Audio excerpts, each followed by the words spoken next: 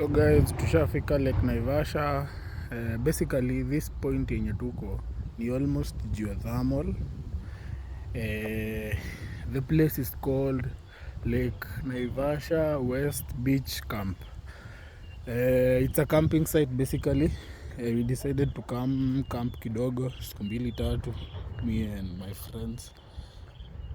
So yeah, this zinakaa hivi. This is the entrance.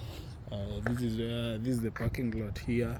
Ndio nimepark pale, and then entrance ya kuingia sasa to the hotel ni pale, that place yenye unaona pale with the canva. So basically this is the view. There's a lake there. I don't know if you can see it. Nimeenda hapo kwa lake sahi. Apparently this is like Oloi, is it Oloibon or Oloi something? I'll confirm that. Oloison or something. Apparently Lake Naivasha has 3 lakes. So there is Lake Naivasha, there is Crater Lake, and then there is the third one, sijui inaitwa aje, nimeambiwa, but apparently there are 3 gates, there are 3 lakes. So wacha tuende kwa hiyo lake tuone inakaaje, and then I'll be updating you guys.